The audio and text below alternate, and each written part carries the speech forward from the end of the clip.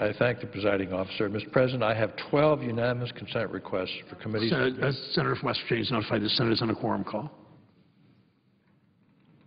The presiding officer is precisely correct. The senator from West Virginia asked unanimous consent to rescind, call off, and terminate so ordered. the quorum call. I ask unanimous consent for 12 committees to meet during today's session of the Senate. They have the approval of the majority and minority leaders. I ask unanimous consent that these requests be agreed to and that these requests be printed in the record. Without objection, so ordered. I note the absence of a quorum. Clerk will call the roll. Mr. Akaka.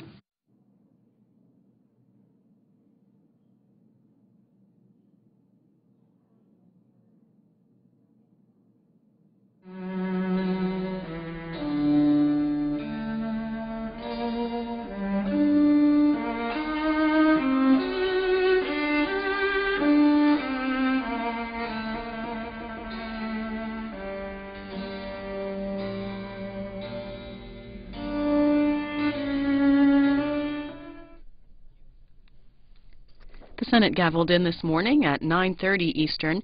They continue work on a bill reauthorizing Federal Aviation Administration programs.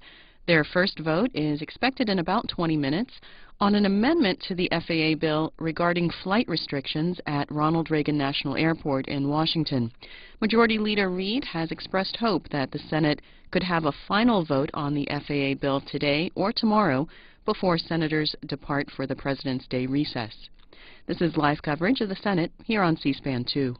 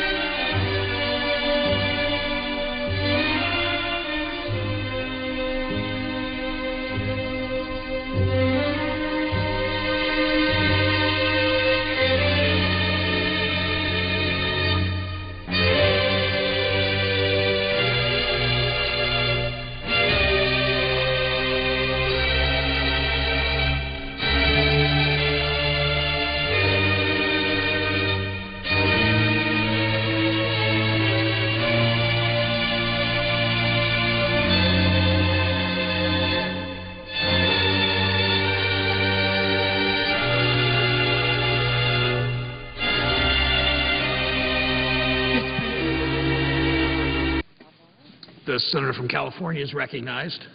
Mr. President, I ask that the quorum call be Without dismissed. objection, so ordered.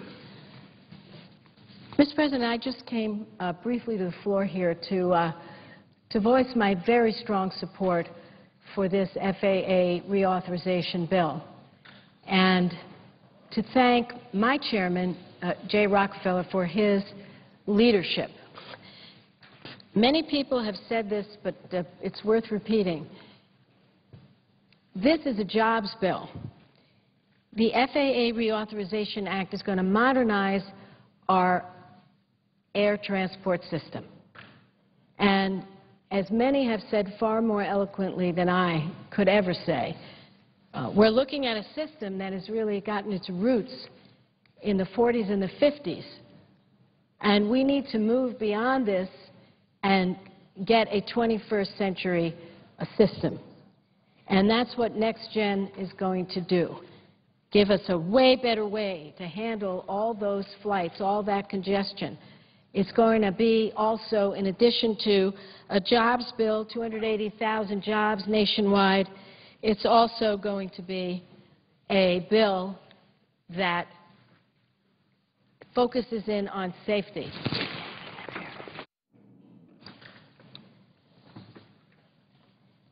The growth that will be spurred on by this bill is crucial because this industry also accounts for nearly 11 million jobs and more than 5% of our U.S. GDP. I want to talk about two issues that I have a great stake in for the people of California and, frankly, for the people of this country. And the first issue is the Passenger Bill of Rights. And I am so grateful to our leader on the committee, Senator Rockefeller, and his ranking member, Kay Bailey Hutchison, for ensuring that this bipartisan legislation, I wrote it with Senator Snowe, is included in the FAA bill. We have all heard the horror stories of travelers trapped for hours without adequate food or water, some not even able to access their medicines, planes filled with screaming kids, upset passengers, and unsanitary conditions from overflowing toilets. In fact, it's a situation that if anyone has ever been in it, it makes an indelible mark, and frankly, it makes you less likely to want to fly in the American skies because you have a chance at being one of these unfortunate people to get trapped in a situation like this. I want to thank Kate Hanai, who is a constituent of mine from California. Mr. President, I would yield to my friend. The majority leader is I appreciate recognized. my friend from California yielding. We have a briefing by the Secretary of State. We have votes scheduled, as I understand, at 10 till noon about. So I would ask unanimous consent that vote be extended to 10 after the hour of noon. That will allow people to listen to the Secretary of State and still move this bill along. Without objection. I've talked to the Republican leader. He knows that I've asked this consent. Without objection, so ordered. Mr. President, I ask that the majority leader's remarks be placed immediately after my comments in the record. Without objection, so ordered. So, where was I? I was talking about the need for a passenger bill of rights, and I was thanking Kate and I, a constituent of mine that was trapped in one of these aircraft for hours on the tarmac and got off that plane and said, I need to do something about this. And she is the one who really lobbied very hard, a citizens lobby, to get a passenger bill of rights. Now, I'm very grateful that the Department of Transportation under President Obama took the first step by adopting key elements of our passenger bill of rights through regulation last year. Secretary LaHood, who heads the Department of Transportation, sent a strong message and basically said airlines must give passengers the option of deplaning if they've been stranded on the tarmac for more than 3 hours. According to the Bureau of Transportation Statistics, There have only been 12 tarmac delays of more than 3 hours from May to October 2010 after the Department of Transportation put in this rule, and you compare those 12 to 500 plus in the same time period a year earlier.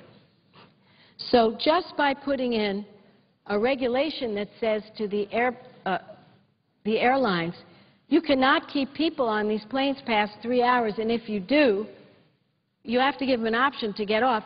That has turned things around, and we've seen 12 tarmac delays compared to 500. But we want to codify these consumer protections. We want a law. We don't know what the next president will do.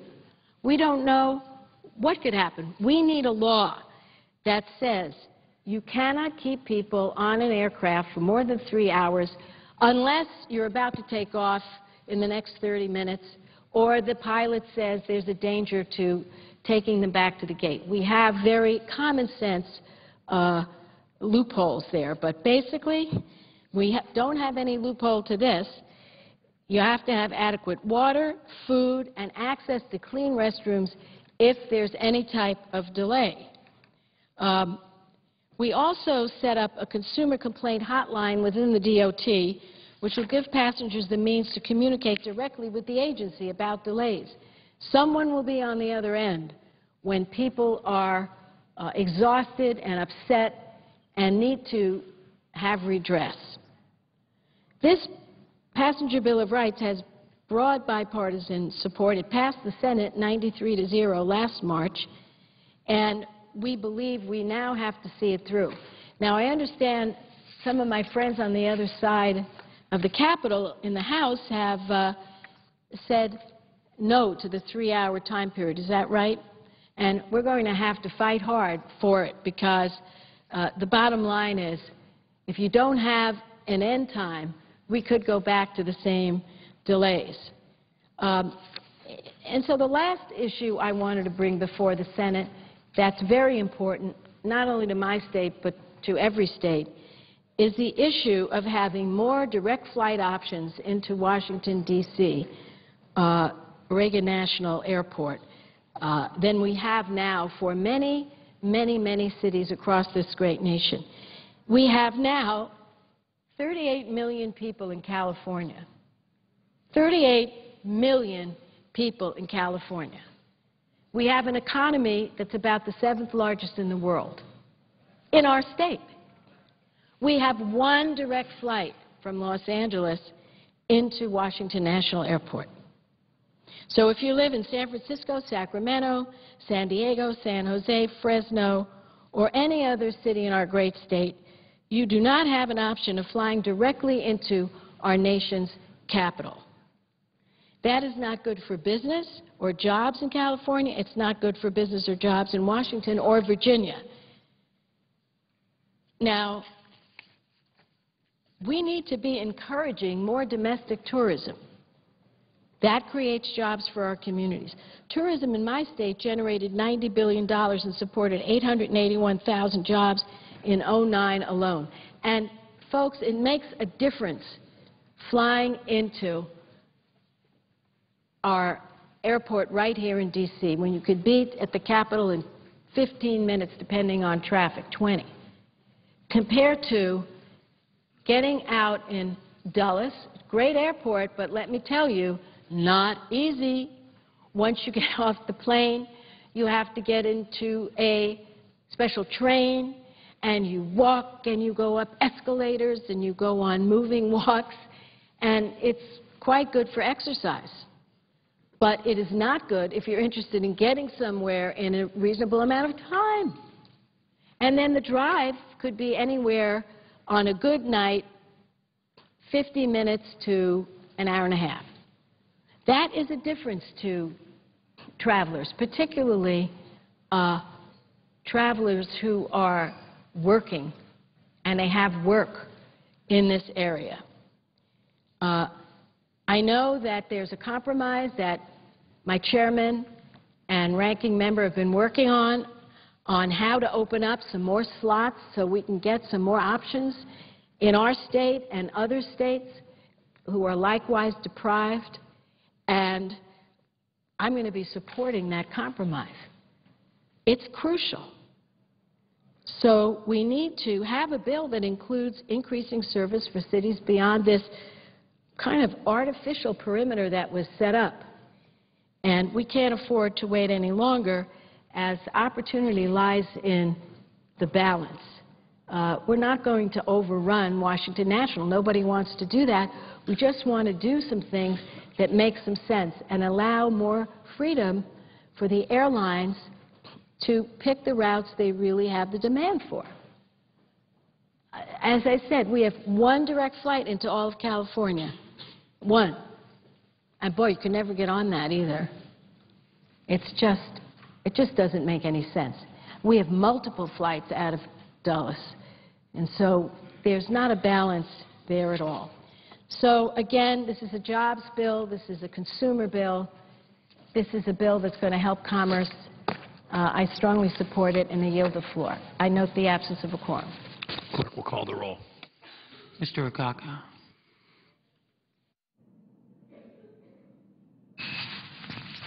Mr. President, The senior senator from West Virginia is recognized. I thank the presiding officer. I simply wanted to thank Senator Boxer. That is, still Senators notified we're in a quorum call. Yes, I note the ask unanimous consent that the order of the quorum call be rescinded. So, well, without objection. Thank you for your distinct guidance, helpful approach to the rules of the Senate. Senator Boxer, and not everybody knows this, but she really is the author of the Bill of Rights for passengers. That's been just a total obsession of hers. It's not about helping airlines. It's not about helping this or that. It's about helping human beings. And that's been a long process on the committee. It's in the bill. It's a very, very good part. And really, she's responsible for all of that. Secondly, when Senator Boxer talks about more flights to the west, she echoes my deepest thinking. I mean, it's hard sometimes for people to understand because we're in the East and you get the feeling that everything happens in the East, but the fact is that the West is growing and the East is not. And all of our sort of slots are predicated on the fact that everybody lives in the East. And yes, there are some people out West. Well, there's a lot more people out West, and Los Angeles is just huge beyond belief. That happens to be Senator Boxer's home. But there's a lot of cities out there which don't get service who should have service.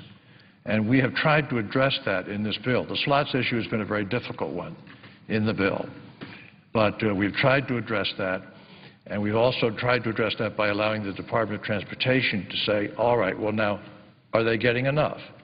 Is D.C. overcrowded, or is it not? And if it isn't, then they allow more to come on. But I just enormously appreciate Senator Boxer in general. She chairs an enormous committee, but she comes to our hearings, always makes enormous contributions. And on this Bill of Rights, she is the author, which puts her right up there, I guess, with the Founding Fathers.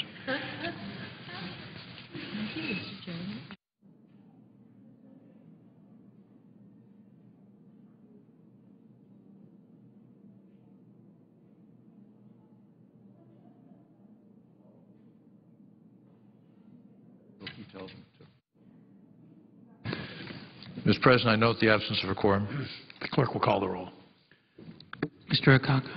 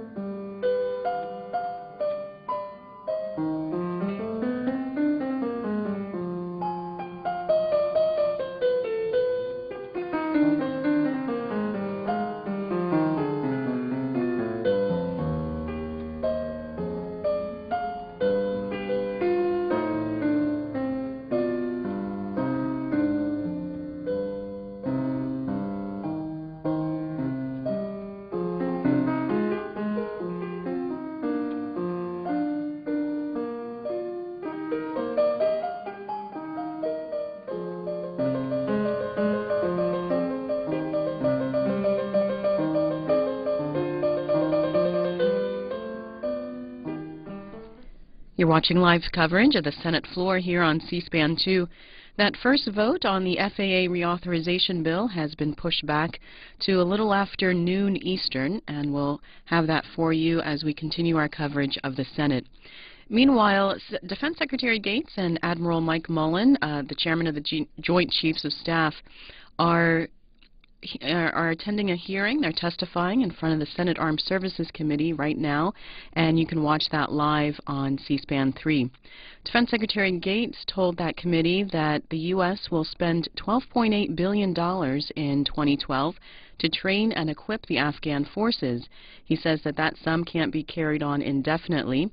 The Obama administration is considering proposals to increase the size of the Afghan security forces by between 45 and 70,000. He said that U.S. commanders have said it is critical to increase the size of the Afghan forces beyond the goal of 305,000 by the end of this year.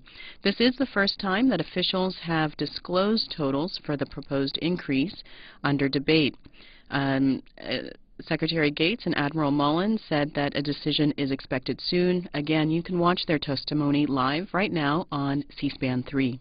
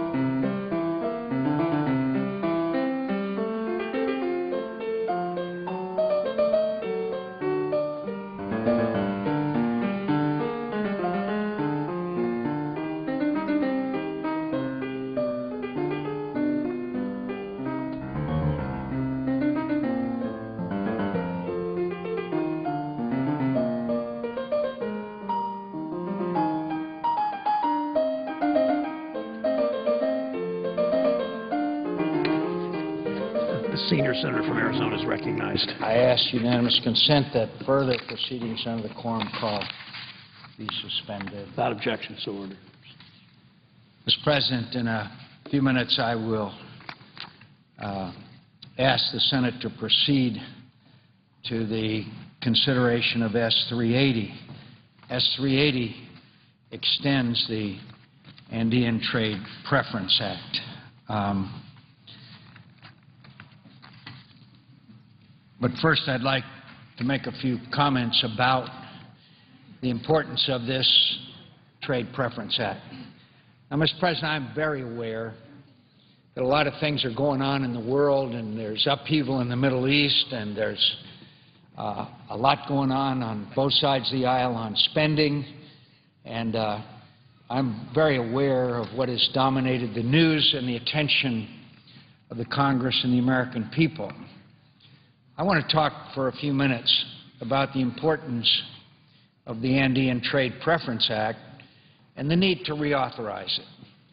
I remind my colleagues that the Andean Trade Preference Act was first enacted by President George Herbert Walker Bush as a way to boost the illicit economies of several Andean nations that were major producers of illegal drugs. Over the past 2 decades, this program has been supported by Democratic and Republican presidents. It's been reauthorized Democratic and Republican Congresses, and it's been widely recognized as a dramatic success, creating jobs for our workers who can sell cheaper imports to American consumers as a result of these trade preferences, while also supporting the economic development of strategically important countries in our hemisphere. One of these countries is Colombia. We've been rightly focused on other parts of the world over the past decade, but one of the untold success stories is Colombia's transformation from a failed state to a thriving democracy has been one of the world's great stories and one of the greatest bipartisan triumphs of U.S. foreign policy in recent memory. Through the courage and perseverance of the Colombian people, the government and armed forces of Colombia took their country back from terrorists and drug traffickers and warlords who murdered the innocent indiscriminately and sowed our society with illegal drugs. We were with them every step of the way. It was President Bill Clinton, together with a Republican Congress, that first enacted Plan Colombia. And it was President George W. Bush, initially with a Democratic Congress, that expanded Plan Colombia. Over the past decade, the United States taxpayer has invested more than $8 billion to help Colombia win its war. And it's been some of the best money we've ever spent on a national security program. And remember, the Plan Colombia and the war that we helped the Colombians take back their country from FARC and the terrorists and drug dealers was to prevent drugs from coming to the United States of America, where the demand was created. So I'm proud that as an act of generosity and help on the part of the American people, it was in America's national security interest to see Colombia not become a failed state, which it almost was 10 years ago. The Andean Trade Preference Act has been a critical component of this effort. It's provided Colombia, along with other Andean nations, essential open access to our markets that has catalyzed their success. And what's more, the vast majority of the products these countries are exporting to us are things that Americans barely produce at all, such as cut flowers. So it provides a huge benefit for our partners with little competition or displacement for our workers. Unfortunately, after the long record of bipartisan support for this successful and vital program, the last Congress did something deeply short-sighted and terrible. Rather than extend the trade preferences, as previous Congresses have done, it made their passage and the passage of other vital free trade measures conditional on the extension of a whole array of new government spending that our country can't afford. As a result, the Andean Trade Preference Act expired last weekend, and with it the privileged market access that is so vital to key Andean partners like Colombia. What's even more terrible, we're failing Colombia at the worst of all possible times as it's struggling to recover and rebuild from massive flooding. I saw with my thousands of people have been displaced. They've been devastating, and the estimated cost to rebuild is several $billion. But it's even worse than that. Not only has this Congress denied Colombians of vital trade preferences at a time when their country is literally underwater, it's done so amid the continued failure to ratify the Colombia Free Trade Agreement. This agreement mainly benefits us, leveling the playing field for U.S. workers seeking access to Colombian markets. But the signal of strategic commitment that it sends to Colombia can't be understated. By failing for 5 straight years now to pass the Colombia Free Trade Agreement, we are sending the opposite signal, that the United States is an unreliable and untrustworthy ally, that we seem to be incapable of rising above our own domestic political differences to consolidate our strategic partnership with one of our best friends in the world. It's just sad. No trade agreement, a time of great need due to a natural disaster. And how has the Congress responded and the administration? By failing to extend critical trade preferences for Colombia and our other Andean friends. We've kicked an ally while they're down and right when they need us most. Colombian officials tell me that without these trade preferences, their cut flower industry, which is one of the pillars of Colombian economy, could contract by 15% to 20% in the coming weeks. Now's the time to right this wrong. Now's the time to come together and extend the Trade Preference Act by itself on its own and on its merits, just as Congresses before us have done. This legislation will do that. It will extend the privileged market access for our Andean friends until November 30th of next year. After we have invested so much in the success of the Andean region, investments that have earned us enormous goodwill and gratitude, why would we do anything to call our friendship into question? Why would we do anything that harms our allies? We cannot afford not to extend the Andean Trade Preference Act. Now, let me also explain to my colleagues, just before we went out of session last year, we made an agreement, and the senator from Ohio, who I see on the floor, was one of the negotiators, that the trade adjustment assistance would be extended along with the Andean Trade Preference Act. The interesting thing about that extension is that it was not only an extension of the trade adjustment assistance as it was prior to the stimulus being passed, but also after. In other words, the trade adjustment assistance had gone back, had gone up to some $2.6 billion, an additional $620 million for the remainder of this year. So it's inexistent today, with $1 billion being spent on various programs, and there is a GAO study that severely questions these multiple employment and training programs that are in being today. They talk about the $18 billion is spent to administer 47 programs, an increase of 3 programs and roughly $5 billion since they last reported. So what I'm asking my colleagues who are supportive of the TAA is to agree to an extension of the Andean Trade Preference Agreement in return for our agreement to extend the trade adjustment assistance at the level of pre-stimulus. The stimulus was supposedly and advertised as a one-shot deal. So why should we increase trade adjustment assistance in keeping with the enactment of the stimulus package? Can't we go back, now that the stimulus is supposedly over, can't we go back to previous levels of adjustment assistance? And I want to make the record perfectly clear. We are not, in this proposal, killing off trade adjustment assistance. It is in being as we speak today. We are saying we don't want the increase that was put in 2009 as a result of the stimulus package. You know, Mr. President, things are not great in our Western Hemisphere. We've got a return of Danny Ortega to Nicaragua. We've got Hugo Chavez continuing to consolidate power in Venezuela.